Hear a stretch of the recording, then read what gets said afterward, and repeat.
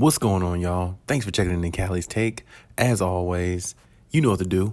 Like, subscribe, also hit the notification bell just so you can get the newest and the bonus content first.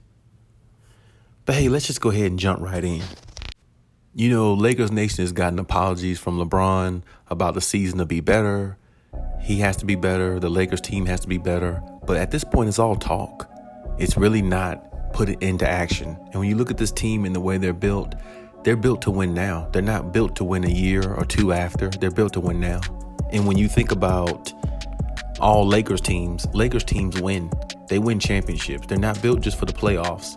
They're not built just to make the playoffs and get a couple of games out the first round or make the first round go into the second. They're built to win championships. And when you look at this organization, the way they are, they got a lot of good pieces, but the pieces really don't fit and they really don't complement each other on the floor every night consistently. And that's the reason why they find themselves in situations where teams are beating them that they shouldn't beat. It doesn't matter whether, LeBron James misses a game or not. It doesn't matter whether AD misses a game or not. Most of the time, when you've looked at the Lakers play this season, they still had two superstars on the floor. Two superstars should be better than a team like the Charlotte Hornets or, a team like, the OKC Thunder, teams like that they lost to with all their superstars or maybe one superstar missing. You see what I'm saying? You can't lose to teams that you're supposed to beat. I mean, honestly, even if they just had one superstar on the floor, they still should be able to beat certain teams in the NBA because even their bench is pretty good. You still got Carmelo,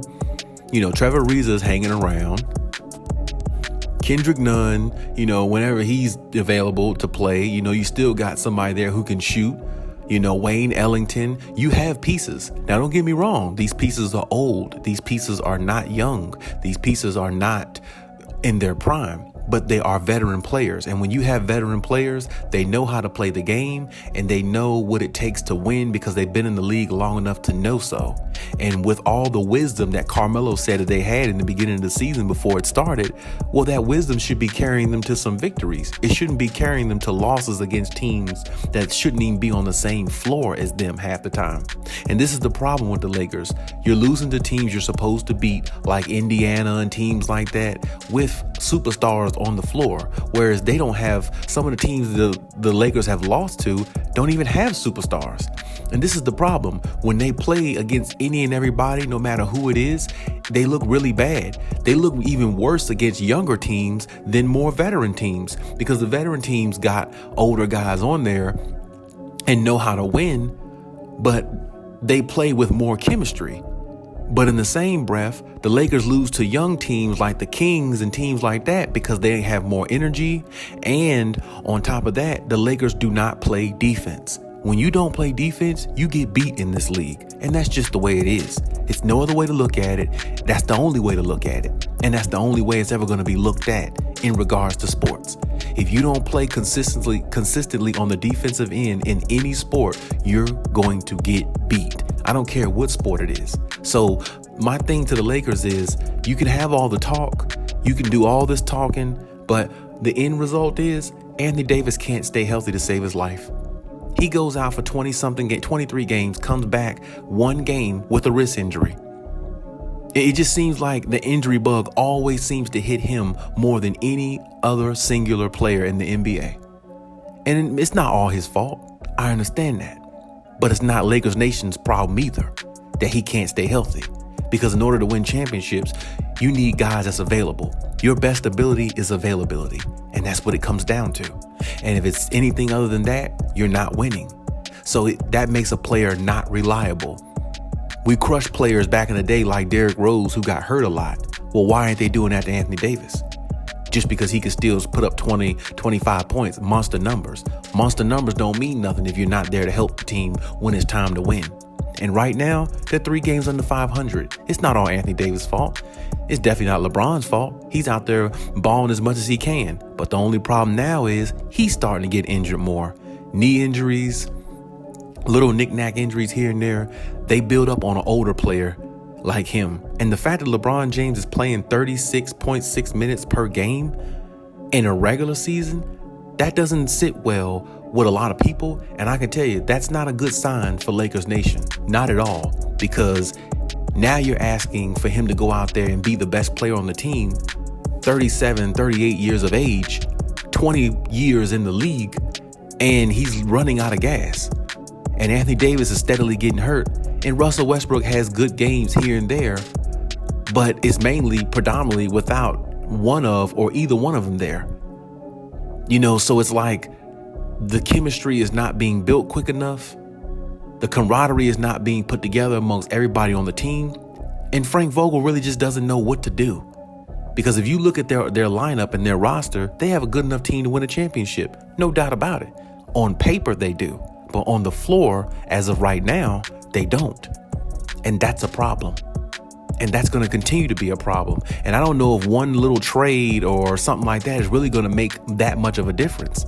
Unless it's like a superstar or a really, really valuable type player that can bring them something that they're missing. One shooter is probably not going to change their life in regards to them being a championship team.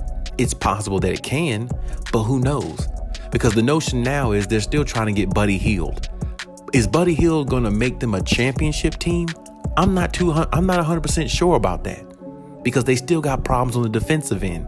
Buddy Hield is not good at playing defense. He's not the greatest, if anything. He's probably adequate at playing defense, but he's not going to change all their defensive issues. He can't. He's one player.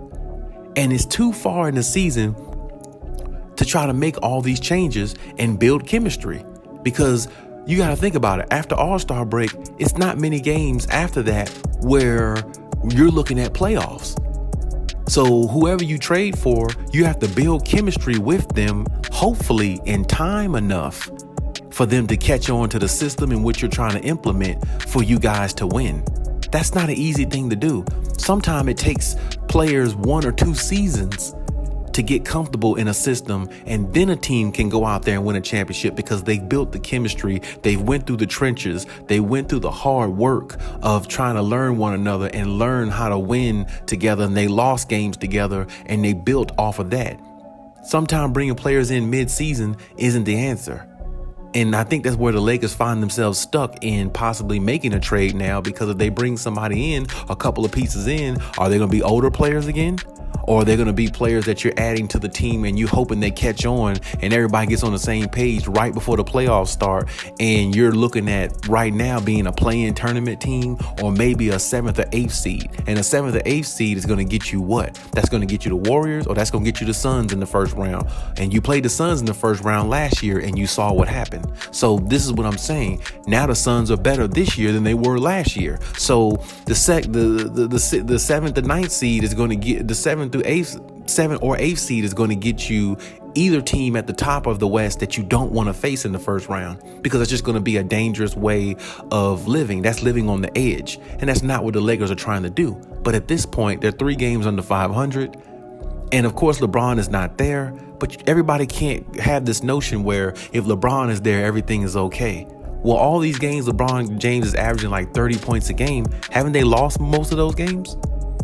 They haven't won all those games. They lost them. So it's almost as if he's putting up great numbers, but they're turning out to be empty calories. And it's not his fault. It's not his fault he's putting up great numbers and they're not winning.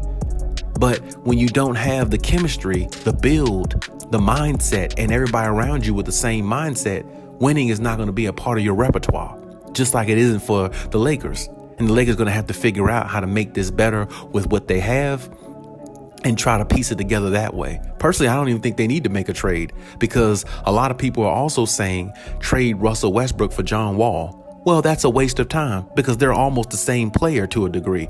Both of them don't have high basketball IQ. Both of them never won a championship, and both of them could be turnover worthy.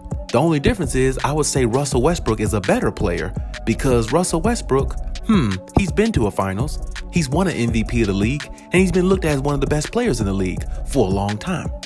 John Wall has never had that. So to me, you'd be downgrading by getting a John Wall who stays injured a lot more, way more than Westbrook does, and you don't even know what you're getting out of him because nobody's seen him play in years to even know whether he's still good or not.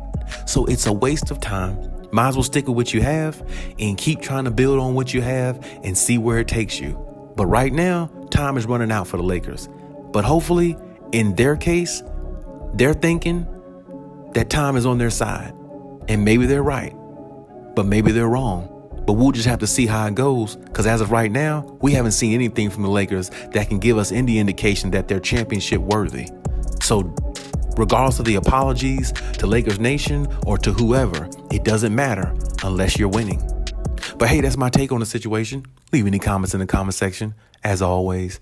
And hey, Khali out.